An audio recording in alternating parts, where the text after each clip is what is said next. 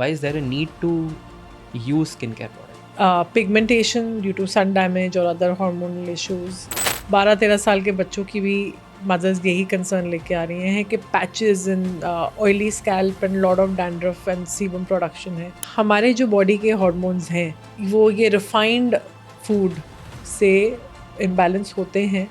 Sugar, dairy, gluten, चीनी अगर छोड़ दी तो ज़िंदगी में बहुत कुछ अचीव कर लिया. मुझे लगता है कि स्किन केयर का सबसे इम्पॉर्टेंट स्टेप टोनर है. People underestimate sunscreen a lot. Sunscreen is highly underrated. If you have acne inflammation, then you should use product like first 40 days oil massage बच्चों को नहीं करनी चाहिए. Hi everyone, welcome to the Ayush podcast. India में पिछले 5 साल में specially D2C industry में ना बहुत बूम आया है और हमने देखा है कि शार्क टैंक जैसे प्लेटफॉर्म्स और अन्य इन्वेस्टर्स के थ्रू लोगों ने बहुत फंड रेज किया है. बट आज की कहानी बहुत अलग है. आज हम एक ऐसे फाउंडर के साथ हैं जो फंड रेज में थोड़ा कम बिलीव करते हैं और सस्टेनेबल ग्रोथ में ज़्यादा बिलीव करते हैं. दूसरा, आज हम स्किन केयर इंडस्ट्री के बारे में समझेंगे और specially for females this episode is going to be very interesting क्योंकि females are always what I have observed is वो हमेशा ना अपने नॉलेज को इंक्रीज करने में बिलीव करती हैं. And for males it's going to be something new, something fresh, something excited. So stay tuned till the very end. Hi Supriya, hi, how are you doing? Hi, thank you for having me.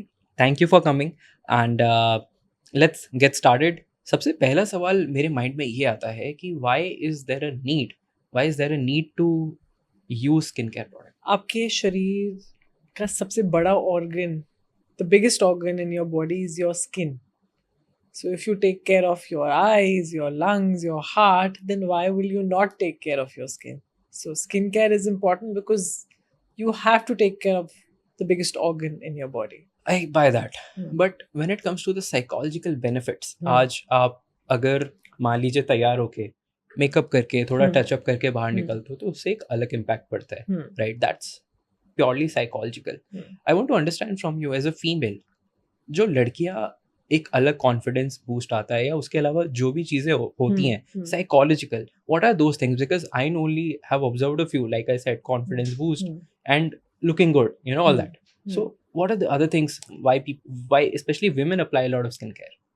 So skincare सिर्फ एक obviously you're taking care of yourself and you're taking care of your body, but skincare एक अलग dopamine release भी देता है. जब वैसे भी you do anything to take care of yourself, if you go to spa, अगर आप पार्लर जाके भी अपने आप को पैम्पर करते हो, so skincare एक everyday ritual of pampering yourself है.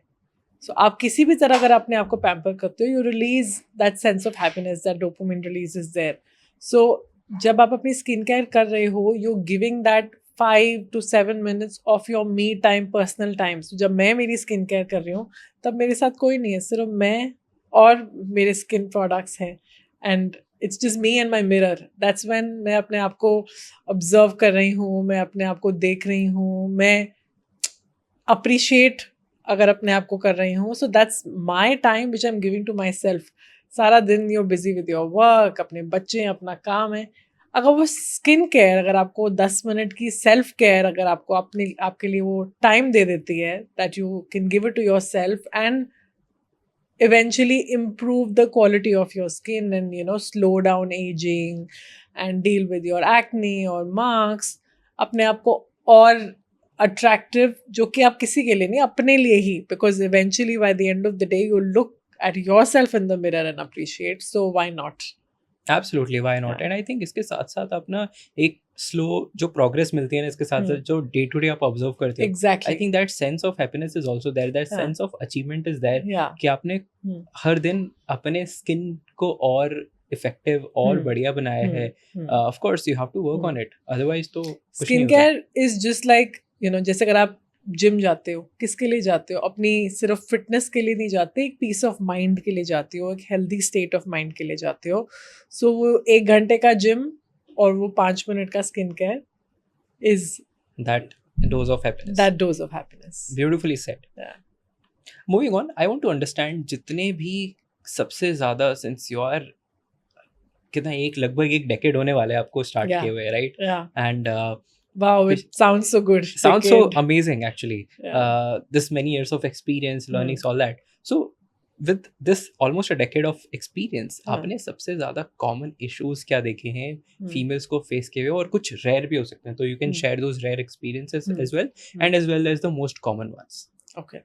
So इंडस्ट्री में सबसे कॉमन कंसर्न्स जो आते हैं वो सबसे पहले आते हैं कि एक्ने है, फिर एक्ने के बाद आते हैं कि एक्ने मार्क्स हैं, post acne scars, pigmentation due to sun damage और other hormonal issues, and so acne हो गए, फिर मार्क्स, स्कार्स, पिगमेंटेशन, ये कैटेगरी हो गई. फिर आती है सबसे ज़्यादा प्रिवलेंट कैटेगरी है under eye bags, puffiness, dark circles and hollowness. And फिर आपकी कैटेगरी आती है hair, which is hair fall and hair fall and then dandruff. इस टाइम सबसे ज़्यादा पीक पे जो कंसर्न चल रहा है वो है साइबोरिक डर्मेटाइटिस, विच इज़ के बहुत डैंड्रफ है. 12-13 साल के बच्चों की भी मदर्स यही कंसर्न लेके आ रही हैं कि patches in oily scalp and lot of dandruff and sebum production है. सो dandruff is one concern which is right now at peak apart from hair fall, and dandruff automatically hair fall लेके अपने साथ आती है. So these are the core concerns, plus aging, fine lines and aging. Yeah, these are the core concerns that come to us. Any rare? Rare, like I said, कि आजकल concerns आ रहे हैं for dandruff. Dandruff सिर्फ एक normal dandruff की तरह concerns नहीं है, विच इज़ कि बस स्कैल्प में ड्राइनेस और डैंड्रफ है. There are eczema, seborrheic dermatitis and lot of other scalp related concerns and issues which are coming, which are increasing. Eczema इस टाइम बहुत बड़ा एक कंसर्न है, not just on scalp but on body. आजकल लोगों को skin problems बढ़ती जा रही हैं because of their barrier being compromised. I'm sure you'll agree with this thought कि पहले ज़माने में, आज से 25-30 साल पहले, जो हमारे पेरेंट्स या उनके पेरेंट्स की जनरेशन थी, उनको स्किन केयर के बारे में उन्होंने सुना भी नहीं था, ना उनको ज़्यादा पता था, या इतने ब्रांड्स थे मार्केट में, you know, there was neither the demand neither the supply on a big level, on a large level. तो अब वो जो जनरेशन थी उनमें प्रॉब्लम्स भी कम थी, पॉल्यूशन नहीं था उस टाइम पे, यू नो. आप टीयर 2 में रहते थे ज़्यादातर, टीयर 1 में लोग कम आते थे, जो आते थे फिर काम करके वापस भी चले जाते थे, ऐसा देखा जाता था. Now I want to understand कि आने वाले समय में ये जो प्रॉब्लम्स हैं क्यों बढ़ती जा रही हैं, इनके मेजर रीजंस क्या हैं. जैसे आपने बताया, जो कॉमन, सबसे ज़्यादा कॉमन आपने लिस्ट डाउन की, इसके पीछे का रीज़न सिर्फ पॉल्यूशन है या फिर और भी चीज़ें हैं? इन्वायरमेंटल ट्रिगर्स, पोल्यूशन तो है ही है, प्लस आवर डाइट, हम खाने क्या खा रहे हैं, what kind of oils we are consuming, plus the fast food which जो इंक्रीज होता जा रहा है, increase of sugar intake and increase of you know maida इतना खाया जा रहा है. पहले कहाँ ये बाहर के pizzas, burgers and you no amount of sugar consumption होती थी, अब वो बहुत बहुत बढ़ती जा रही है. Blinkit, Zomato, everything is at your click. Yeah. And this is accessible to even kids.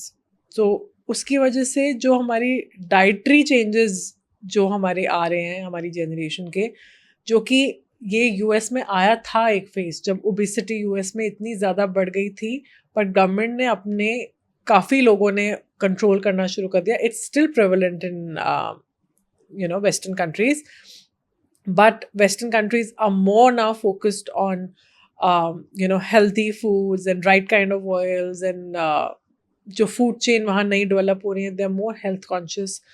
But India में वो trend आ रहा है, but इतना ज़्यादा accept अभी नहीं हो रहा. As a founder and with that many years of experience, I want to know something quite personal. That is कि आपका खुद का स्किन केयर रूटीन क्या है, and in the last 10 years 15 years आपने अपने डाइट में क्या चेंजेस किए? So मैं शुगर बिल्कुल ना के बराबर लेती हूँ. My sugar intake is almost minimal, and dairy also I avoid as much as I can. वैसे भी मुझे डेयरी थोड़ा एलर्जी दे देता है, but whenever I take a lot of dairy, it triggers my acne.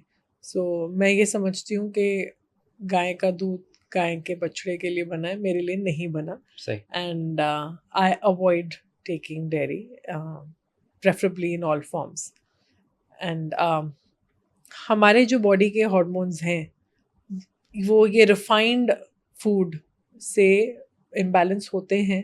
Sugar, dairy, gluten, I won't count gluten but mainly sugar and dairy and refined flour, ये सारे आपके हॉर्मोन्स को ट्रिगर करते हैं और ये आपके बॉडी पे, आपकी शक्ल पे, आपकी बॉडी पे, आपके बालों पे इम्पैक्ट दिखाते ही दिखाते हैं. सो sugar is the biggest enemy that I for your skin and for your body internally. मतलब आप हेल्थ वाइज ले लो, आपकी your heart health, your diabetes, in every way I think चीनी अगर छोड़ दी तो जिंदगी में बहुत कुछ अचीव कर लिया. Okay. And what about the skincare routine? Yeah, routine so of yours? if you talk about my skincare routine is quite extensive because मैं सिर्फ अपने प्रोडक्ट्स नहीं लगाती हूँ, मैं दुनिया भर के प्रोडक्ट्स खरीदती हूँ, ट्राई करती हूँ, एक्सपेरिमेंट करती हूँ, so that I can create something nice and better for people. Learning curve as well. Yeah, is that's there. my learning curve. Yeah. So experimentation, so I do a lot of experimentation जो कि कभी मेरी skin पे negative impact भी देती है and positive भी देती है. So if you talk about my skincare routine, I cannot do without double cleansing. एक ऑयल क्लेंजर, उसके बाद फेस वॉश, एंड इंडल्जियो में वो दोनों अवेलेबल हैं. बिकॉज ऑयल क्लेंजिंग की रूटीन से मैंने सिर्फ अपनी स्किन नहीं, मैंने अपने बच्चों को भी ये हैबिट डाली है. And if I compare my kids with other children of their age, they have less of blackheads and whiteheads and skin congestion क्योंकि वो double cleanse करते हैं. And then a toner depending on what is my current season, skin type क्या है. I definitely use a toner. कई लोग बोलते हैं कि टोनर एक फैड है, toner is not needed, but मुझे लगता है कि स्किन केयर का सबसे इम्पॉर्टेंट स्टेप टोनर है. बहुत सारे डर्माटोलॉजिस्ट और एंटी टोनर के टोनर कुछ नहीं है, बट आई वुड से कि टोनर, पीछे मैंने एक पॉडकास्ट देखा था जिसमें उन्होंने बोला था कि आजकल तो आपके फेस वॉशेस जो हैं वो करेक्ट पीएच के हैं, तो आपको टोनर की अब ज़रूरत नहीं है. जब आपको अपना पीएच करेक्ट करना होता था तो आपको टोनर की ज़रूरत पड़ती थी. राइट, आपके फेस वॉशेस का पीएच ठीक है, बट जिस पानी से आप उस फेस वॉश को रिंस कर रहे हो उसका पीएच क्या है आपको नहीं पता. So toner you need it to first of all balance your skins pH. आपकी स्किन का पीएच बैलेंस होगा तो उसके बाद लगने वाले सारे प्रोडक्ट्स बेटर काम करेंगे.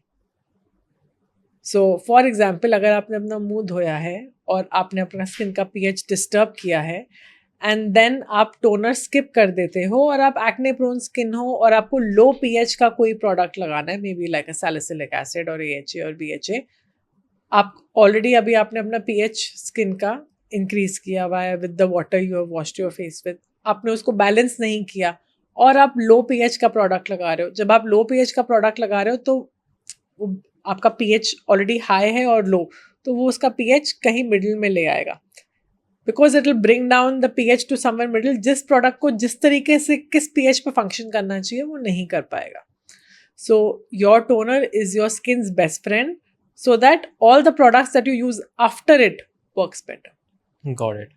आपने पीछे and then yeah. So my skincare is not over. I use my toner and then I use a water based product. कोई सीरम हो गया, जैसे I use my hyaluronic acid and Indulgio के hyaluronic acid में it's a multi molecular hyaluronic acid, तो उसमें oligo level से लेके मिड लेवल तक का hyaluronic acid है जो कि आपकी स्किन के अलग अलग लेयर्स में जाके डिपॉजिट होता है. So because it's going in every layer of the skin, it's working on every layer of my skin. So molecule size in the ingredient matters. Then I switch on to an active. My active mostly is retinol. And retinol मेरी skin में अच्छा suit करता है. I am at a progressive stage of, मैं अब starter level retinol पे नहीं हूँ. I am at a stronger potency of retinol. So yes, I use a retinol, and if I want to club it with another active like a peptide or something, I add on to that. I finish my skincare with a barrier repair moisturizer or a face oil. Face oil भी आपके barrier को protect and repair करता है, and ceramide based moisturizer भी मेरी skin को repair और protect करेगा. So if I am doing any exfoliant in the beginning, अगर मेरे टोनर में एक्सफोलिएटिंग इंग्रेडिएंट है या मैं कोई विटामिन सी या कोई इनिशियल में कोई एक्सफोलिएंट्स यूज़ कर रही हूँ, तो लास्ट स्टेज में मेरी स्किन में बैरियर रिपेयर ज़रूर रहेगा, बिकॉज मेरे को अपने बैरियर को, अगर मैं सिर्फ एक्सफोलिएट करती रही और रिपेयर नहीं किया तो इवेंचुअली स्किन सेंसिटिव होती जाएगी. ओके, आपने बीच में रेटिनॉल की बात की या और आपने कहा कि आप हाई पोटेंसी के हम्म. रेटिनॉल को यूज़ करते हो. Why so, and is it for everyone? नहीं, so you should graduate from one step to another. So initially what I launched was retinol lenoliate. Lenoliate derive होता है licorice से, और retinol का जो ester है, the combination, it works on anti-aging plus brightening. So सबसे पहला stage of retinol है retinol ester. रेटिनाइल एस्टर के बाद आप ग्रेजुएट करते हो रेटिनॉल पे, रेटिनॉल के बाद आते हो आप रेटिनाल पे, रेटिनाल के बाद आते हो आप रेटिनोइक एसिड पे. फ़र्क ये है, जो आपका रेटिनाइल एस्टर है वो 3 स्टेजेस में ब्रेक होके इवेंचुअली रेटिनोइक एसिड ही बनता है. बट क्योंकि उसको स्किन में अब्जॉर्ब होता है, आपके एंजाइम्स के साथ काम करता है, आपके एंजाइम्स उसको ब्रेक करते हैं. Because your enzymes are breaking it, the process is slower, the results are slower, and it's comparatively less potent. जो कि एस्टर हुआ. एस्टर के बाद जब आप रेटिनॉल लगाना शुरू होते हो, रेटिनॉल भी 2 स्टेजेस में ब्रेक करता है. सो वो रेटिनॉल जो है एस्टर से थोड़ा सा और पोटेंट हो गया. देन कम्स रेटिनॉल, अगेन वो 1 स्टेज में ब्रेक हो रहा है, it's more potent, and retinoic acid is mostly prescription based. So I am now not using a prescription based, but I use a retinol, the third stage, retinol. Got it. इससे पीछे आपने बताया कि कौन कौन सी चीज़ें आप नहीं खाते, like you mention about sugar and you know other things as well. I want to understand, क्या आपने कभी कोई पीछे फूड एलर्जन टेस्ट करवाया है, या कोई ऐसा स्किन का भी टेस्ट है जिससे लोग अपने स्किन एलर्जन टेस्ट करवा सकते हैं कि उनको पता चले कि कौन से प्रोडक्ट्स उनके लिए इफेक्टिव नहीं है या वो यूज़ ही नहीं कर सकते? You talking about food being कि Yeah. नहीं यूज़ कर सकते. Yeah. So yes, मैंने एक स्टेज पे मुझे स्किन एलर्जीज हुई थी. So I got my allergen test done, जिसके अंदर मुझे allergy from milk, walnut and lemon निकली थी. एंड कुछ चीज़ें जो होती हैं आपके बॉडी के कुछ ट्रिगर करती हैं, you call it your hormone trigger, और आपके कुछ रिसेप्टर्स को ट्रिगर करती हैं जो कि आपकी बॉडी को एक ऑटो इम्यून जैसे रैशेज और प्रॉब्लम शुरू हो जाती हैं. So for that reason I got it tested. But there are times eventually you grow out of that problem. Like ज़रूरी नहीं है कि मैं पूरी ज़िंदगी दूध से एलर्जिक रहूँगी या मैं नींबू से एलर्जिक रहूँगी. It can be temporary also, that maybe there's a phase that you're having those allergies, and there are a lot of times कि environmental disruptor आपके आसपास पोलन है. आप देखोगे कई लोगों को पोलन में एलर्जीज बढ़ जाती हैं, जब पत्ते झड़ रहे होते हैं उस टाइम पे लोगों को आँखों में एलर्जीज आनी शुरू हो जाती हैं. So there are a lot of environmental disruptors जो कि आपके complementing with your food irritate करते हैं. Do you think people underestimate sunscreen a lot? Sunscreen is highly underrated अभी तक हमारे देश में तो. And there are lot of negative content also made around sunscreen. But sunscreen में क्या जा रहा है और कितना जा रहा है really matters. Like if you talk about kids, like लोग बोलते हैं मिनरल बेस्ड सनस्क्रीन बच्चों के लिए यूज़ करनी चाहिए, बट आई ऑलवेज से मिनरल नहीं, zinc based. I do not recommend a titanium based sunscreen for kids. That's my own logic. But if you talk about zinc based sunscreen is what I recommend for children, because वो आपके blood stream में absorb नहीं होती हैं, और जो आपकी mineral based sunscreen होती हैं they create a coating on your skin and वो white reflect करती हैं. So they reflect the light. If you talk about chemical based sunscreen, worldwide OMC is a widely used ingredient in sunscreen, but बहुत countries में वो ban होना शुरू हो गए. तो जो negative terms of sunscreen use होते हैं कि it's a hormonal disruptor and all that, वो OMC and everbenzone की वजह से बोले जाते हैं. बट वो जो hormonal disruptor हैं वो ingredient नहीं है, बट वो ingredient कितने percentage में यूज हो रहा है. बिकॉज प्रॉब्लम क्या है, रेगुलेशन की. इंडिया में तो सबसे बड़ी प्रॉब्लम है ये। अगर एक इंग्रेडिएंट की रेगुलेशन है कि इससे ज़्यादा नहीं यूज़ होना, तब ये प्रॉब्लम क्रिएट करेगा, बट वो चेकिंग और marking in our country is not there. Like, but these ingredients are being banned in some parts of the world, क्योंकि वो कोरल ब्लीच कर रहे हैं एंड प्रेगनेंसी में नहीं सजेस्ट की जाती केमिकल बेस्ड सनस्क्रीन, बिकॉज उनके ऊपर क्या स्टडीज़ या क्या रिसेप्टर कम्युनिकेशन पहुंच रही है या अब्जॉर्ब जो बॉडी में हो रहा है, उस पे हार्मोन पे क्या डिस्ट्रप्शन हो रही है, उसकी स्टडीज़ अभी वीक हैं. But the new gen filters that are coming in the market, which are now developed, they do not interfere with your receptors and they do not disrupt your hormone. जैसे कि अभी BSF is a very renowned ingredient manufacturer. Tinosorb M, Tinosorb S, Uvenol A2B, Uvenol Uvisorb 1, sorry T150. ये सारे आप की ingredients देखोगे बहुत सारी यूरोपियन और कोरियन सनस्क्रीन्स में. These are right now considered safe filters. There is all these brands, especially made in Korea, they are claiming that their chemical sunscreen is pregnancy safe. Why they are claiming? Because these filters are not interfering with your hormones. So hence it's safer and better. Okay. So I'll be asking you a few keywords like skin-based problems, and I want you to answer with respect to what products needs to be used in order to cure, right? Starting with acne and inflammation. What do you think is the right product for that? Starting with, if you have acne inflammation, then you should use product like salicylic acid and niacinamide. Pigmentation and dark spots. Pigmentation and dark spots के लिए retinol works. There are a lot of peptides that work. For pigmentation, you can use products like vitamin C, ferulic acid, जो कि आपके antioxidants हैं. Pigmentation को prevent करने के लिए आप sunscreen ज़रूर लगाएं, and sunscreen में भी थोड़ा percentage of antioxidants होना ज़रूरी है. Glutathione right now is very big with pigmentation, and not just application orally and IV also, it's doing pretty well, but again right percentages. So these are great products for pigmentation. Okay. Okay. What about hair fall and for hair growth? So hair growth और hair fall के लिए initially जो मैंने launch किया था, it was a whole lot of blend of essential oils and herbs, and it worked wonders. I would say wonders for a lot of people. It has treated so many people's alopecia also. But हमने एक trend देखा market में कि people really want to use product that are science packed, जिसके पीछे science है. So हमने क्या किया, हमने उसी blend को जिसने इतने powerfully काम किया है, we combined it with ingredient that are science packed. So हम right now we are using Procapil and copper peptides for hair growth. There are ingredients like Redensil that is amazing for hair.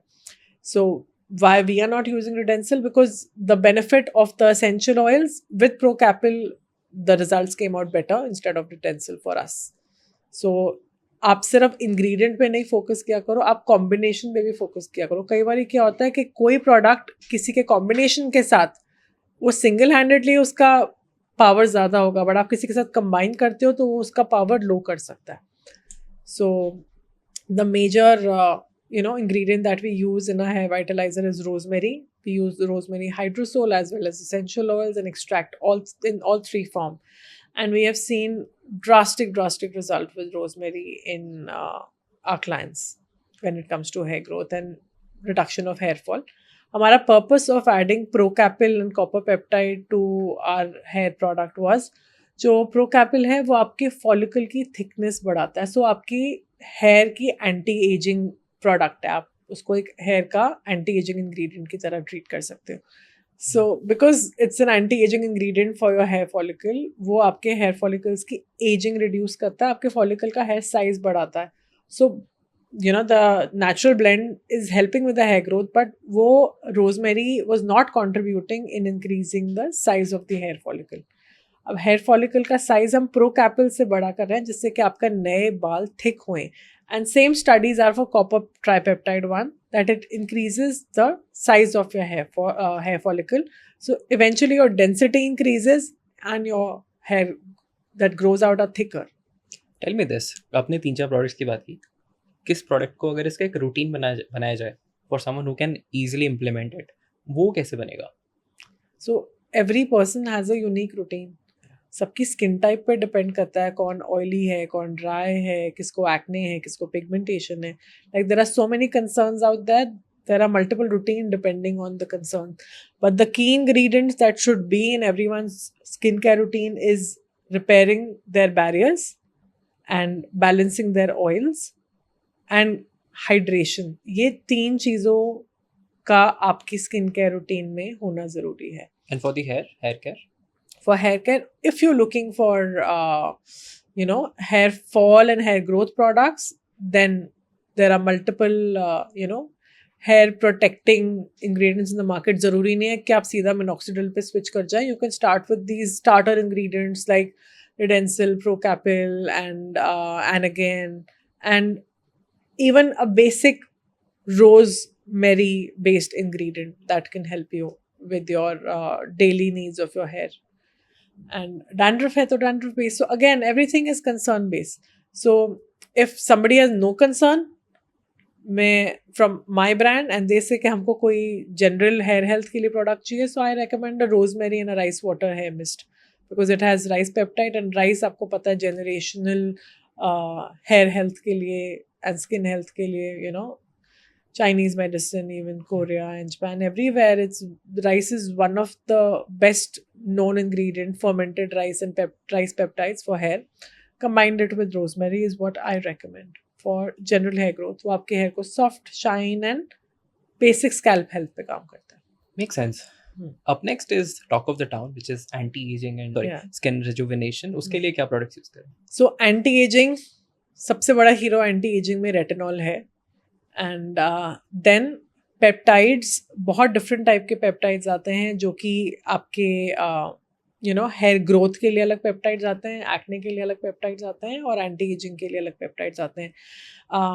Hexa tripeptide 14 है, hexa peptide, oligopeptides, multiple peptides are there which work on your skin aging. Again, they communicate with your different kind of receptors and they work on your skin, जो आपके signal देता है आपके brain को कि इस जगह पे स्पीड अप करनी है हीलिंग, यहाँ पे कोलाजन ज़्यादा प्रोड्यूस करना है. And then the new trending new age ingredient right now is PDRN. ये क्या है? PDRN is derived from salmon sperm, जो इनिशियली था. अब it is also derive from plants. Salmon sperm से डिराइव किया जाता था, और ये इनिशियली सिर्फ एस्थेटिशियंस यूज करते थे injecting in the skin to boost collagen. But now because the labs are able to reduce the molecule size, and जो प्लांट डिराइव्ड है उसका anyway molecule size salmon sperm से ज़्यादा छोटा है, सो पेनिट्रेट बेटर करता है in when in a bottled form. अगर आप हाई मॉलिक्यूल प्रोडक्ट यूज़ करें तो आपकी स्किन के टॉप लेयर पे बैठता है, बट जैसे उसका मॉलिक्यूल साइज छोटा होता है वो डीपर और बेटर पेनिट्रेट करके अंदर से काम करता है. So that's one product that communicate with your adenosine receptors, आपके A2A रिसेप्टर के साथ कम्युनिकेट करता है. उसका भी काम है कि ब्रेन को सिग्नल देना कि आप यहाँ पे कोलाजन प्रोडक्शन बढ़ाओ, अपनी स्किन यहाँ पे स्किन वीक हो रही है, इसको सपोर्ट दो.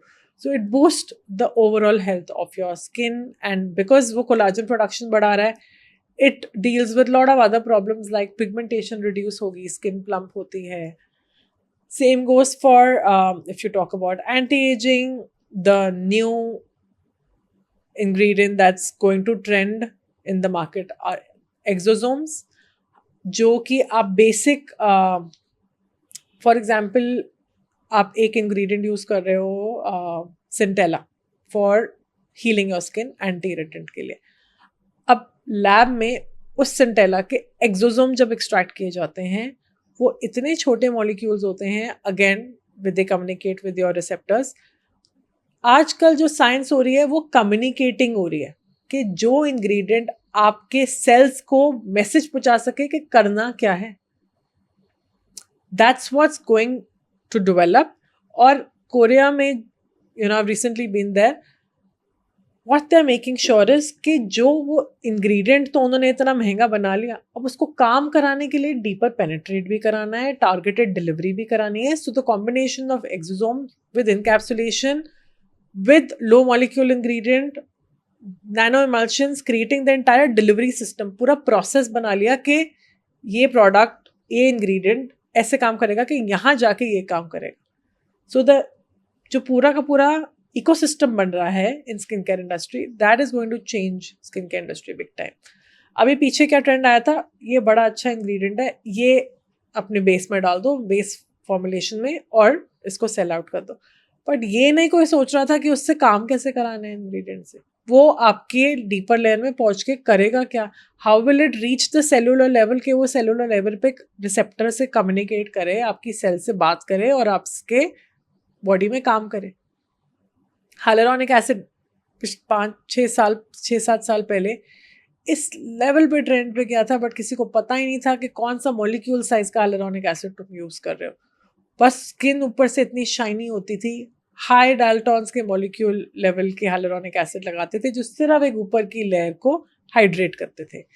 Now people combine their formulation with specially low molecular actives so that वो डीपर पेनिट्रेट करके काम करें. So exosomes, and the new name that you will hear in the market is NAD, जो कि again is a very strong anti-aging ingredient. What about dark circles and puffiness around eyes? So dark circles ना एक बहुत ही loosely used word है, क्योंकि कई बार dark circles होते नहीं हैं बट लोग कंप्लेन करते हैं मुझे डार्क सर्कल्स हैं, मुझे डार्क सर्कल्स हैं. एक तो इंडियन स्किन में और इंडियन फेशियल स्ट्रक्चर में ही सबसे बड़ी प्रॉब्लम है कि हम लोग ईजिली फैट लूज करते हैं अपनी आंखों के नीचे से. व्हेन वी लूज फैट, हमारी आंखें थोड़ी सी अंदर जाती हैं, they cause sunken eyes.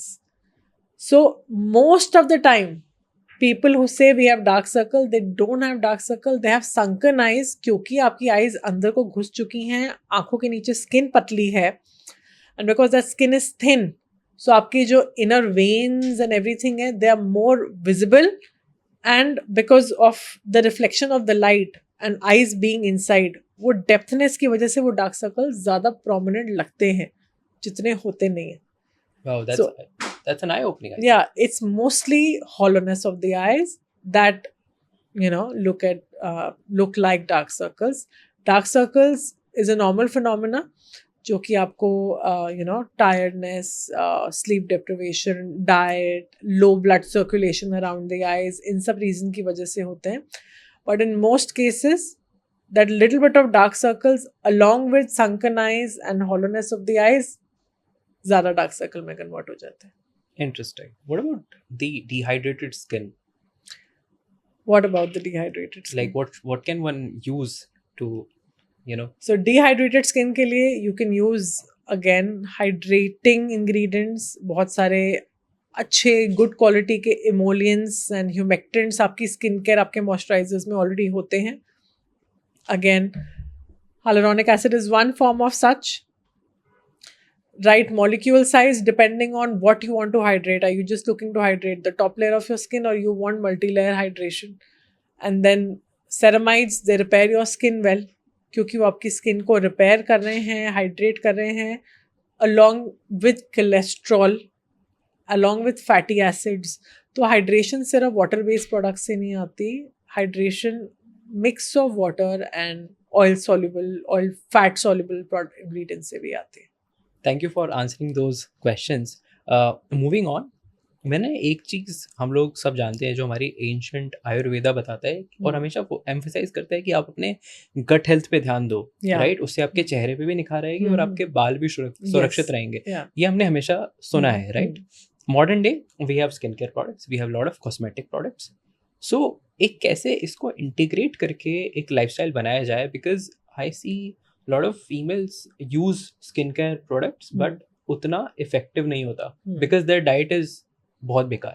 So how would you describe जहाँ पे एक balance रहे हमारे पुराने ancient आयुर्वेदा wisdom का और modern day science backed products का? So yes, आपका gut is your second brain.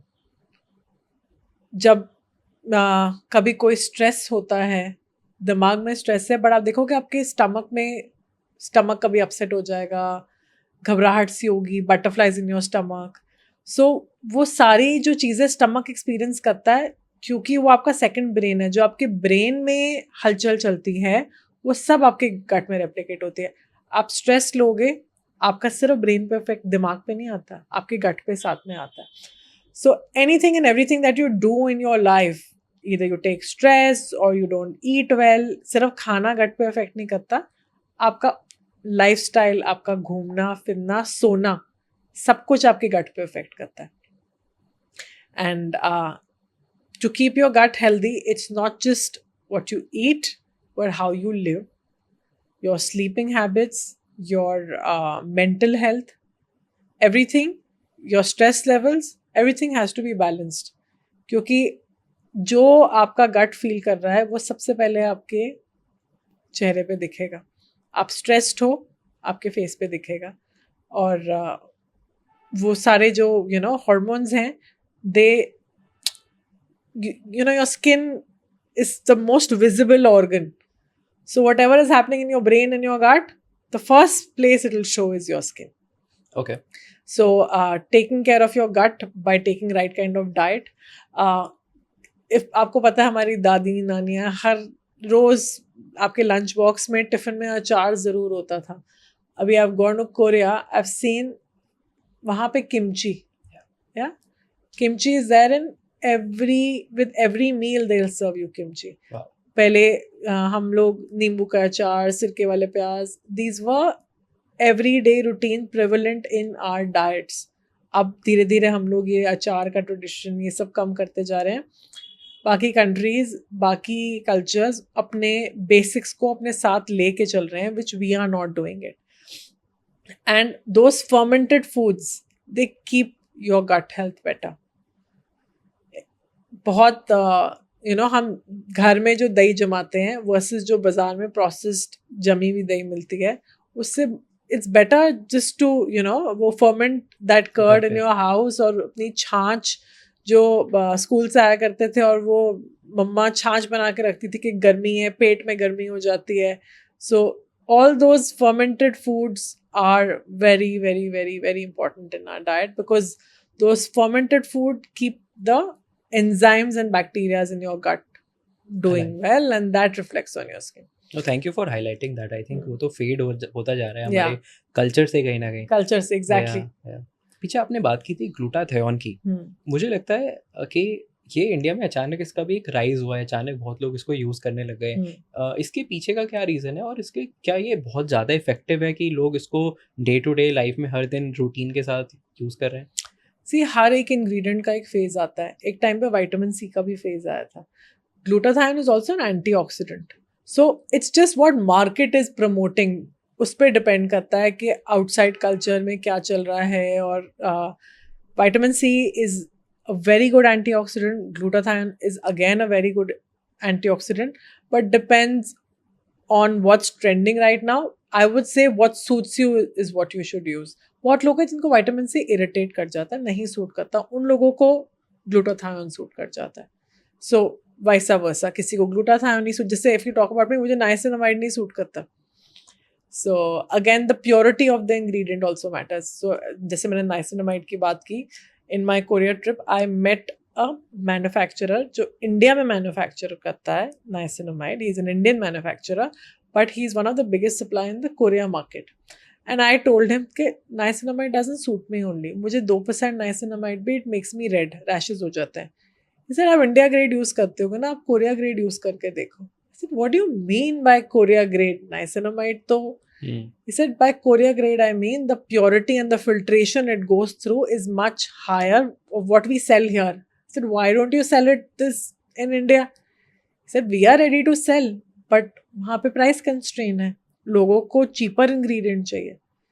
और सबसे बड़ी प्रॉब्लम आज की डेट में कॉस्मेटिक इंडस्ट्री में यही है कि बहुत सारी कंपनीज चीपर इंग्रेडिएंट के साथ अपनी फॉर्मुलेशन बना रही हैं, बट जो ब्रांड्स महंगे इंग्रेडिएंट के साथ अपनी फॉर्मुलेशन बना रही हैं, नाम तो उसका भी नाइसिनामाइड हुआ, नाम तो उसका भी नाइसिनामाइड हुआ, बताएं कैसे कि हम कौन सा ग्रेड यूज कर रहे हैं। लोगों को थोड़ी समझ आएगा कि आप महंगा ग्रेड यूज कर रहे हो। सेम फॉर विटामिन सी, आपको 5,000 का भी मिलेगा, 5 लाख का भी मिलेगा, depending on the purity and stability of the ingredient. कैसे कस्टमर को कन्वे करें that I am using the expensive one, why my brand is expensive, why my products are expensive. This is the biggest challenge to grow in this industry right now. इसीलिए बहुत सारे लोग prefer करते हैं कि जो बाकी यूज कर रहे हैं हम भी वो कर लें, and it's very very tough. So पीछे किसी ने एक रील बनाई विद इंडल्जियो एसेंशियल्स कंपेयरिंग कि ये इतना महंगा सेरामाइड मॉइस्चराइजर है, मैं आपको सस्ता बताती हूँ। नाम क्या है? सेरामाइड। नाम क्या है? सेरामाइड। उन्होंने 300 रुपये का सेरामाइड मार्केट कर दिया काटते हुए कि ये तो 1700 का है, this is too expensive, start using this, it's also ceramide based moisturiser. अब मुझे बताओ उसके अंदर कितने टाइप ऑफ सेरामाइड है, किसी को पता है? कितना परसेंटेज ऑफ सेरामाइड है, किसी को पता है? क्या प्योरिटी ऑफ सेरामाइड है, किसी को पता है? क्या उसके कॉम्प्लीमेंटिंग इंग्रेडिएंट्स कि सेरामाइड को काम करने के लिए, अच्छा काम करने के लिए कोलेस्ट्रॉल, फैटी एसिड्स, इनका कॉम्बिनेशन होना ज़रूरी है, क्या उसमें वो है? किसी को पता नहीं पता। इंडिया में बेसिक मॉइस्चराइजर जो सेरामाइड बेस्ड हैं, किसी में 0.03 0.04 से ऊपर का सेरामाइड लोड है ही नहीं। There are very few brands, I only know of one except me, जिसमें सेरामाइड लोड 1% है। There is only one brand that I know of in India जिसमें हाई सेरामाइड लोड है। So the ceramide load in a formulation is what matters, and why that price. Yeah, that's why India is not known for Korean skincare like Koreans are. I want to understand. Honestly बहुत सारे सवाल आ रहे हैं मन में. So I want to start with ये जो आपने पीछे बात कही ना कि कोरिया का ग्रेड अलग है, राइट? आप कोरिया गए अभी रिसेंटली, वहाँ पे वो लोग की जो इंग्रेडिएंट्स की सोर्सिंग है और उसकी जो ऑथेंटिसिटी है, वो कैसे पता चलता है कि वो बहुत ही ज़्यादा बेहतर क्वालिटी की है तो एक बहुत छोटा देश, राइट? इंडिया के सामने तो कुछ भी नहीं है, हम तो बहुत कुछ कर सकते हैं, राइट? बट क्या उनकी क्वालिटी बहुत अच्छी है? आई वोंट से कि वहाँ पे लो क्वालिटी इंग्रेडिएंट नहीं यूज हो रहे, वहाँ पे भी हो रहे हैं लो क्वालिटी इंग्रेडिएंट। वहाँ भी प्रॉब्लम सेम है कि higher percentage and you know telling the customer के कौन सा बेटर ग्रेड है। बट मैं ये नहीं कहती कि इंडिया में बेटर ग्रेड नहीं यूज़ होता, इंडिया में भी बेटर ग्रेड यूज़ होता है। बट प्रॉब्लम है कि हम फाउंडर्स को या मैन्युफैक्चरिंग जो बना रही हैं ब्रांड्स, उनको ये कस्टमर को कन्वे करना कि ये महंगा क्यों है is a big challenge for us. I'm not the only brand who is using expensive ingredients. There are so many brands in the market who are spending money on these very, very expensive and I would say, you know, exotic ingredients. Yeah. And they're putting the right percentage. So, Korea में भी same problem है कि आपको कुछ product दिखेंगे जिसपे सिर्फ active डला हुआ है, only for the name of putting active, और उनकी मार्केटिंग चल रही है कि एक खरीदो 4 फ्री। दूसरी ब्रांड्स हैं जो एजुकेट कर रही हैं बहुत ज़्यादा, बट कस्टमर्स एजुकेशन को सुन रहे हैं is the plus point they have. Like there is a brand, आपने सुना होगा, वीटी कॉस्मेटिक करके एक ब्रांड है, उनकी वजह से स्पेक्यूल्स पूरी वर्ल्ड में फेमस हो गए। स्पेक्यूल्स है हाइड्रोलाइज स्पॉन्ज, और उसके अंदर वो जो स्पेक्यूल्स होते हैं वो एक एक्सफोलिएंट की तरह काम करते हैं, आपकी स्किन में छोटे छोटे छोटे छोटे प्रिक्स करते हैं, जिसके साथ अगर आप कोई एक्टिव या कोई और इंग्रेडिएंट लगाते हो तो वो बेटर पेनिट्रेट करता है। Basically they work at delivery system also exfoliants. अलग अलग साइजेस के आते हैं, जो यू नो जो उसका नीडल का साइज आता है डिफरेंट डिफरेंट लेंथ का आता है। उन्होंने ऐसा नहीं है कि they are the first brand to launch a spicule based product. US में बहुत ब्रांड्स के पास है, जापान में बहुत ब्रांड्स के पास है, कोरिया में बहुत ब्रांड्स के पास है। उन्होंने एजुकेट बेटर किया, समझाया बेटर अपने प्रोडक्ट को कि क्या है और कैसे काम करेगा, एंड लोगों ने वो एजुकेशन को सुना। क्योंकि वहाँ पे लोगों ने एजुकेशन को सुना, पूरे वर्ल्ड ने उस एजुकेशन को सुना, and it's one of the fastest growing skin care brand in the world right now. मतलब उन्होंने जिस तरीके से जितनी जल्दी ग्रोथ करी है, इट्स इनसेन। सो मेरा टेक अवे ये है कि दो चीज़ें, पहला है जो प्रोडक्ट है, आपका प्रोडक्ट है, फिर है उसकी डिलीवरी, उसका प्रोडक्ट का हाँ, डिलीवरी सिस्टम, delivery पूरा system, इकोसिस्टम ऑफ द पूरा प्रोडक्ट. इकोसिस्टम, और वो हर प्रोडक्ट का अलग होगा, यस, राइट? इंडिया में कितने ब्रांड्स हैं जो डिलीवरी पे फोकस कर रहे हैं? बहुत कम. अभी जो रिसेंट न्यू एज ब्रांड्स हैं उनमें से बहुत कम ब्रांड्स हैं जो कि डिलीवरी सिस्टम पे काम कर रहे हैं.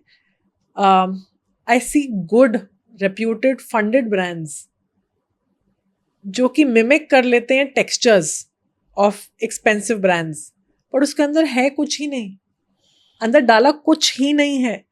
Like they literally Just the hollow branding. hollow product, just the texture, because उसकी feel अच्छी है.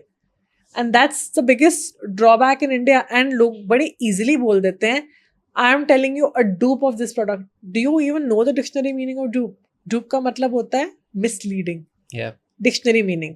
But हम बड़े proudly word use करते हैं dupe के इसका replica या इसके जैसा काम करने वाला product. No, it's actually a very humiliating word. You're calling by using the word dupe, you're calling it misleading.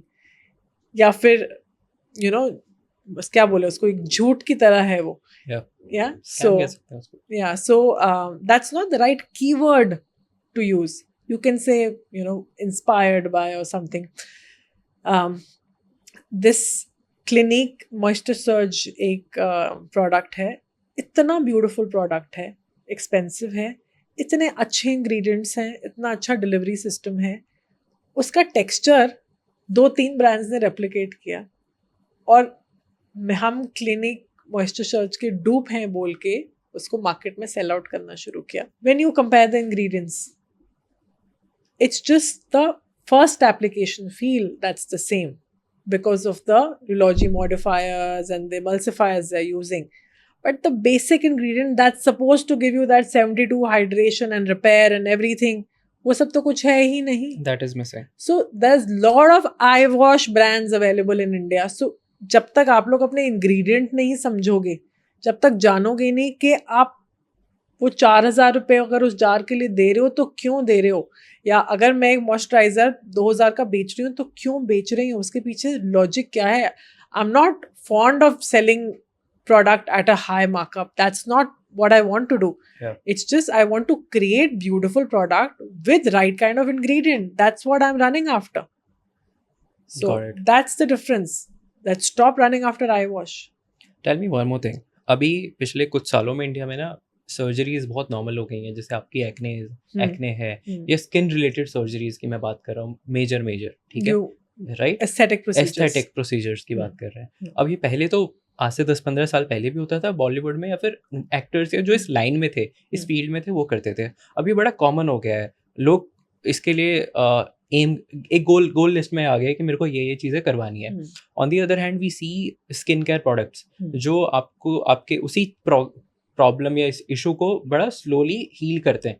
एक हीलिंग साइड है, एक है फिक्स कि आपने उसको हटा ही दिया है, ठीक है.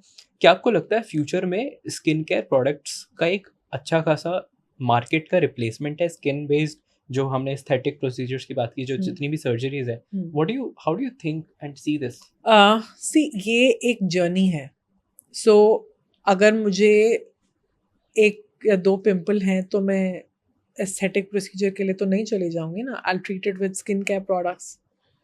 अगर मेरे को बहुत ही एक्सटेंसिव प्रॉब्लम है, बहुत ज़्यादा मार्क्स हैं, पिट्स हैं जो कि स्किन केयर से नहीं हील हो रहे, then I'll go under the needle, right? Going under the needle is not the first step of repairing your skin. और जब आप अंडर द नीडल भी जा रहे हो, एस्थेटिक प्रोसीजर्स के लिए भी जा रहे हो, आफ्टर केयर तो आपको फिर भी स्किन केयर की मिलेगी. So for example, if you are going for pigmentation, कि मेरे को पिगमेंटेशन ठीक करानी है अपनी, आपको डॉक्टर्स पिगमेंटेशन के लिए लेजर या पीलिंग या व्हाटएवर ट्रीटमेंट दे डू, जो आप 20 दिन या 1 महीने का आपका गैप होगा, उसके बीच में डॉक्टर आपको स्किन केयर प्रोडक्ट्स ही देगा, सो दैट आपकी स्किन रिपेयर रहे और जो रिजल्ट है वो जल्दी डिलीवर हुए. So skin care cum hand in hand with aesthetic procedures. Tell me the challenges you faced while sourcing the high quality products, because you've shared about it couple of times and I know it कि ये जो sourcing होती है ना, इसमें बहुत धक्के खाने पड़ते हैं. It is not easy to get what you're you know what you really aspire to do and what you're expecting? कुछ challenges है इसमें? Challenges, so आजकल there are a lot of companies जो कि manufacturer से principal, जो manufacturer मतलब वो जो main company है उनके principal होते हैं, 3-4 companies का tie up करते हैं and they have distributors all over the world and you communicate with them, they tell you कि ये उनकी profile line है and they, you know, these are the products that they do. Now it's up to you to go to different vendors, take their details of the principle, take details of the ingredients, study their जो उन्होंने इन vivo इन vitreous कराए में उनको पढ़ो, उनकी details जानो, उनकी price point जानो और उस प्राइस पॉइंट पे वो जो डिलीवरी सिस्टम है या जो भी वो डिलीवर कर रहे हैं, is it worth it and will it work combined with your other ingredients that you're offering. So I would say there's a lot of R&D. Finding a vendor and finding an ingredient is not a challenge. Finding how it will work and what will work for you. The formulation part. Formulation part. Yeah. आपकी R&D पे depend करता है eventually के, और like I said के vitamin C 5,000 का भी है और 5 लाख का भी है. Based on your goal. बीच में भी हैं जो कि बहुत अच्छे काम करते हैं. There are like 60,000-70,000 per kg also that work very well if formulated in a specific kind of formulations with complementing with, जैसे कई बारी vitamin C better काम करता है ferulic acid के साथ, तो आपके combination and how you work with the formulation उस पर depend करता है कि क्या आपने यूज करना है, प्लस आपने कितने का बेचना है is also depends कि आप finding ingredient source क्या करोगे. Yeah, so at the end it is all customized, it is all कि आप कैसे प्लान कर रहे हो, आपकी pricing क्या है, आप कितना बड़ा मार्केट अचीव करना चाह रहे हो या फिर आप कितना छोटा मार्केट अचीव करना चाह रहे हो, that too you want to serve the best. Yeah. So it is your all, target audience and your pocket size of your target audience also matters. ठीक है. Since you're a parent, you're a mom, I want to understand कि किस as पे particularly बच्चों को skin care से introduce करवाना चाहिए. By birth. अच्छा, how do you understand कि वो जो बच्चा छोटा है उसको कुछ एलर्जी नहीं हो सकती है, ऐसा कुछ कोई रिएक्ट कर सकता है? जब बच्चा पैदा होता है, when a baby is born, उसके ऊपर एक लेयर होती है, एक जो धीरे धीरे उतरती है, वो क्या होती है, एक प्रोटेक्टिव लेयर होती है जो उसके बैरियर को प्रोटेक्ट करती है. अब छोटे से बच्चे की स्किन पे सबसे पहले आप बैरियर प्रोटेक्शन प्रोडक्ट ही लगाते हो, क्योंकि जो इतने टाइम में वूम में प्रोटेक्टेड बच्चा रहा है वो एक ऐसी इन्वायरमेंट में आया है जहाँ पे कीड़े मकोड़े, डस्ट माइट्स, पोल्यूशन सब कुछ है. So the only thing that you focus on a child skin care is barrier, protecting the barrier. अगर बैरियर डिस्ट्रप्ट होता है तो आप देखोगे कई बच्चों को एक्जिमा हो जाता है, रैशेज हो जाते हैं, फेस पे छोटे छोटे छोटे दाने निकलने शुरू हो जाते हैं. So all this is because कई लोग बहुत मालिश कर करके फर्स्ट 40 days ऑयल मसाज बच्चों को नहीं करनी चाहिए. Okay. So when a baby is born with a coating of Vernix, वो एक creamy white substance होता है जो आपके बच्चे को antibacterial, environmental pollution जो भी potential virus बेसिकली स्किन को प्रोटेक्ट करता है, बैरियर को प्रोटेक्ट करता है. आजकल डॉक्टर्स तो फर्स्ट 24 घंटे बच्चे को नहलाने से भी मना कर देते हैं कि वो अभी अभी इस दुनिया में आया और उसको वॉश ऑफ मत करो.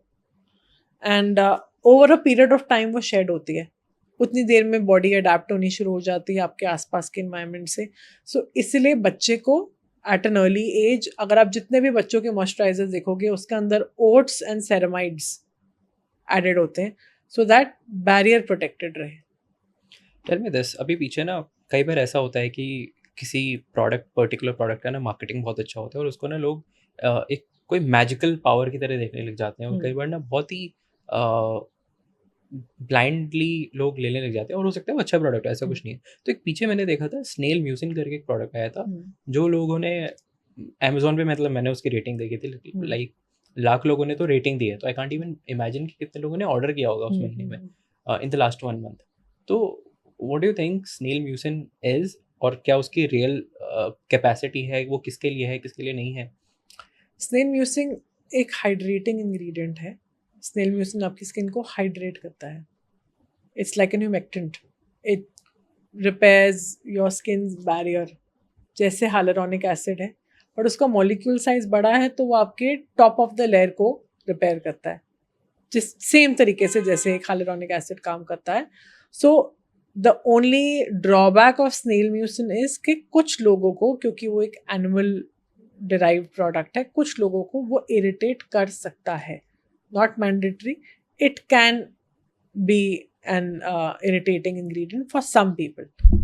Some people can break out because of that product, क्योंकि जो फॉर्मुलेशन है स्नेल म्यूसिन की उसके अंदर बहुत हाई परसेंटेज है. कई लोगों को इतने हाई ह्यूमेक्टेंट्स भी नहीं सूट करते, but it's a wonderful ingredient and it has worked very well for a lot of people. It calms down skin rashes and repairing your skin's barrier. So like I said, her product का एक trend आता है. सो एक phase आया था जब snail mucin at the peak था, अभी PDRN है, एंड देन एक्सोसोम्स. नेक्स्ट क्या है? Exosomes and NADs are two ingredients that you will hear for the longest time. So I want to understand कि अभी फ्यूचर का स्किन केयर का future क्या है? Where are we heading? Are we heading at something very minimal जहाँ पे हमारा 3 सिर्फ हो सकता है, 3 या 4 प्रोडक्ट We are हो? nowhere heading towards minimal. Okay okay, Yeah. So it's only going to be more and more products. No, so basically basic ingredients will stay, जो कि सालों से काम करते हैं. The basics of the ingredients will stay and they are not going anywhere. But more cell communicating ingredient are going to come in the picture, जो कि internally and आपकी cells में absorb होके काम करें.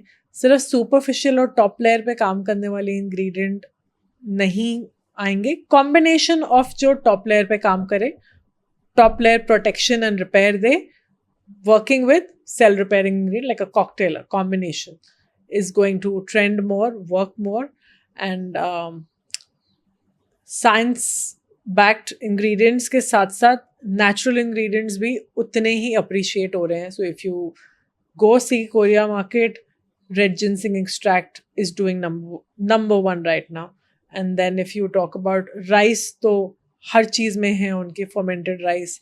And then Sika, that's centella, वो as an anti-inflammatory ingredient हर चीज़ में है.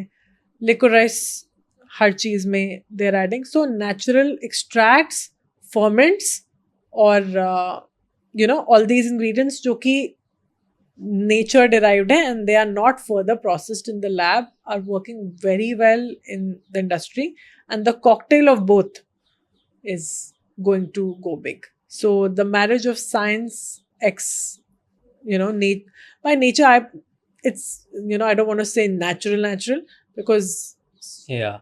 everything is chemical, we are made of chemical. So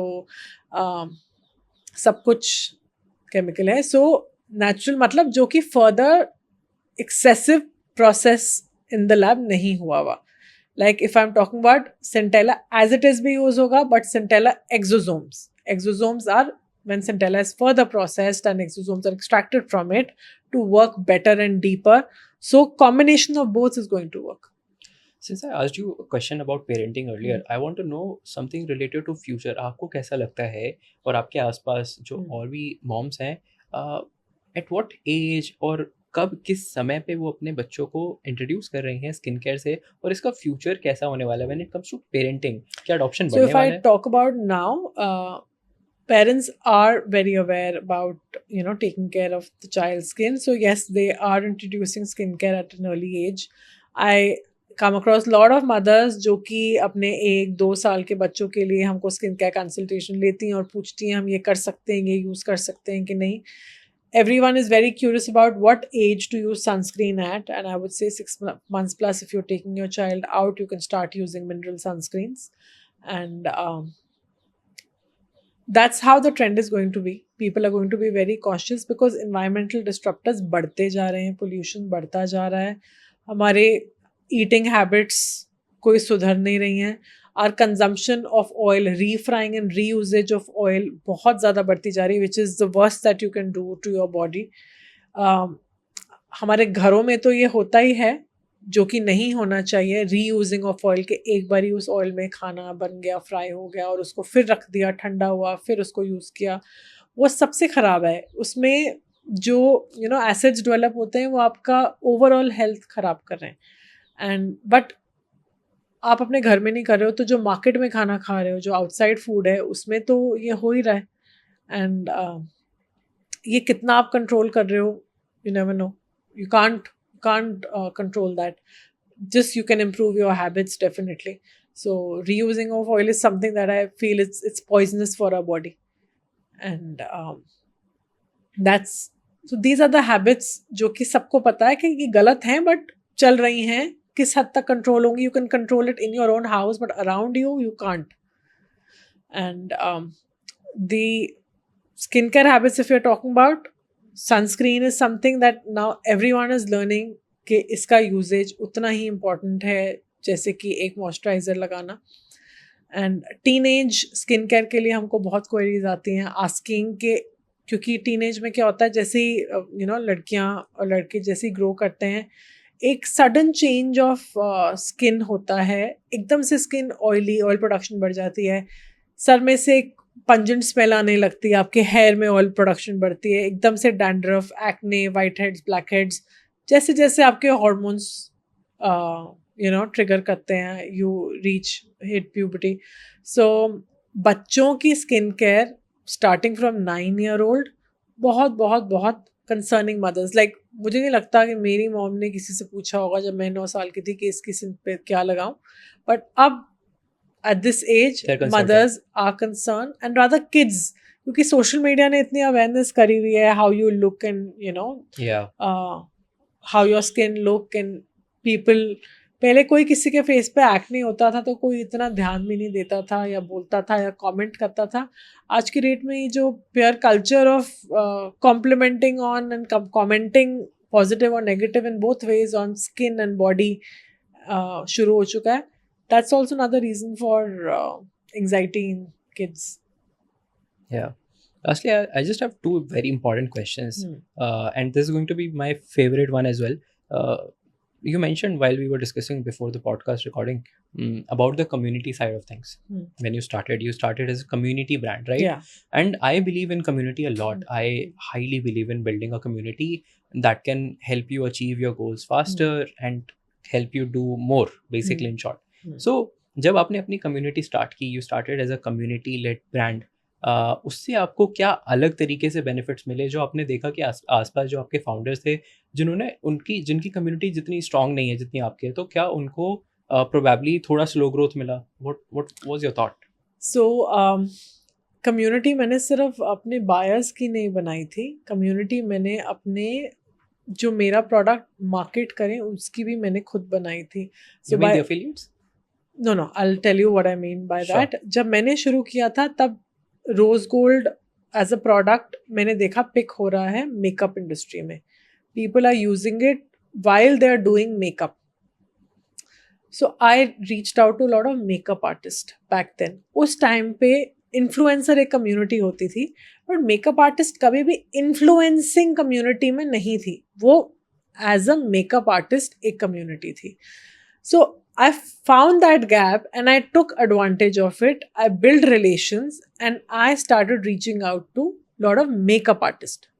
मैं कभी किसी इन्फ्लुएंसर को रीच आउट किया ही नहीं था in the beginning of my career, and that time these makeup artist, ये जो पूरी कम्युनिटी है, they were so open to trying my products and giving feedback without involving any monetary commercials. वो बहुत खुश थे कि उनको अप्रिशिएट किया जा रहा है, उनकी ओपिनियन मैटर करता है, दे वांट टू बी उनको एक क्या कहते हैं अप्रिसिएशन फील हुई कि एक ब्रांड उनको आके पूछ रहा है कि मैं आपको अपना प्रोडक्ट भेजती हूँ, क्या आप ये ट्राई करके फीडबैक दोगे, will you use it on your customers. That give me so much strength and I was able to build such a strong community around me कि हर एक मेकअप आर्टिस्ट की टेबल पे इंडल्जियो का रोज गोल्ड ऑयल पड़ा था, and because वो क्योंकि हर एक की टेबल पे पड़ा था, वो जो लोग उनकी स्टोरीज देखते थे वो उनसे इन्फ्लुएंस होके खरीदने शुरू हो गए थे। So from that day till now if I talk about rose gold is top seller product in a natural category, and it's only because of the support I got from this industry. So I think so आपको इस industry को अपनी power Yeah. सो इस industry को अपनी power इतनी पता नहीं थी, जो कि आई एम ग्लैड के the marriage between this makeup artist industry and Indulgeo, we open that potential together. Totally successful Yeah. And I think उनको भी बहुत बड़ा कॉन्फिडेंस बूस्ट मिला और आपको भी Yeah. एक बड़ा सपोर्ट मिला. So win win of course. Hmm. My last question is कि you said your entire brand is very sustainable Hmm. And पीछे जब आपने नंबर्स भी बताए तो आपने अभी तक बर्निंग की ही नहीं थी अंटिल लास्ट ईयर, राइट? और आपकी पहली बार बर्निंग हुई है थोड़ी बहुत, वही बहुत ज़्यादा नहीं है ऑनेस्टली. सो आपके फाइनेंशियल डिसीजंस और जो आपकी फाइनेंशियल एबिलिटीज़ हैं, क्या उससे आई एम श्योर उससे ही सारा गेम है, राइट? तो वो ऐसी क्या चीज़ें हैं जो आपने अप्लाई की हैं, इम्प्लीमेंट की हैं, वो जो फाइनेंशियल लेसन्स हैं वो आपने कहाँ से सीखे हैं और वो क्या क्या चीज़ें हैं जिससे आपका ब्रांड बहुत ही सस्टेनेबल है? So frankly speaking, पहले 3 साल तो कोई financial learning नहीं थी. It was positive, money was flowing, and there was no deep discounting structure happening. It was a small team. जब तक 0 to 1 जा रहे थे, कितने जने थे? One was again the entire production team was there, but otherwise. In-house तो In-house team when it comes to social media 2 या 3 जने थे हम. एंड उसी से ही पूरा का पूरा इकोसिस्टम चल रहा था पहले 3 साल. जब टीम बढ़ाई तब रियलाइज हुआ कि खर्चे क्या होते हैं कंपनी को चलाने के लिए, क्या क्या करना होता है, कैसे कैसे लोग एम्प्लॉय करने होते हैं, किस किस कैटेगरी में you have to employ people, what all category, कौन कौन से फाइनेंसेस देखने पड़ते R&D हैं. and all, yeah. R&D was always strong for me. मैंने इनिशियल डे 1 से ही I was always in for R&D, like I was always strong with R&D. My mom was there. Plus मैंने third party 3 chemist higher किए हुए थे जो कि हर बार मेरे साथ मेरी हर फॉर्मुलेशन में they are still there as big consultants despite we have more R&D team in house. So the concept of consultants has really worked well for me. Even when we were setting up our plant, we hired consultants which are temporary. They are doing a separate job, but they came on board to help us set up the entire process. So जब हम अपना unit set कर रहे थे, when we moved out from like a basic kitchen setup to setting up a plant, तो consultant setup ने मुझे initial में काफ़ी help किया है. So like I said, finances मैंने with time सीखा है. It's been a learning curve for me. आज भी I'm not a number person. मुझे लोग चाहिए होते हैं आसपास मेरे साथ बैठ के बताने के लिए कि क्या गलत कर रहे हैं, और वो कुछ गलतियों की वजह से we have seen that bleed also. And like I said कि पैसा वहाँ खर्चो जहाँ ज़रूरत है, तो वहाँ पे वो खर्चा किया हुआ अच्छा लगता है. वो investment you feel proud of that investment. तो you're spending it to grow your cohort, आप अपने कस्टमर बेस बढ़ा रहे हो, आप अपनी मार्केटिंग बढ़ा रहे हो, अपनी रीच बढ़ा रहे हो. You enjoy doing that burn. But if you are burning for no reason, like like I said, discount is the worst kind of burn you can do to your brand. Yeah. And अगर आप वो कर रहे हो तो एक आप customer को जो आदत डाल रहे हो कि हाँ सस्ता मिलेगा आपको, सो वो कस्टमर की हैबिट ही ऐसी हो जाएगी, आप कभी फुल प्राइस पे बेच ही नहीं पाओगे. So those kind of mistakes when I did, I felt के this is not the right kind of burn that I did. But yeah, So- overall smart moves for sure. Yeah. Before I end, I want to know this one thing from you: how your mother feels about your progress and growth today.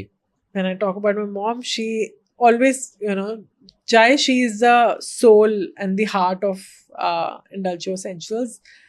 But this brand I'm the sole proprietor of this brand, and I'm executing and running through her Bible and my knowledge and the people around me, my team. But she always look at me and she always say that I'm very proud of where you are today. So it's just the feeling of the light in her eyes and that glow on her face when she sees me when I achieve something. So That's a win. that's a win. So with that win, I will end this episode. May you all win in your journey and बहुत ही अच्छा रहा I really enjoyed and learned a Same lot. here. Thank you so Yeah. much. Yeah. Thank you for joining us today, and thank you all Thank you for for watching. having me. Yeah. Awesome.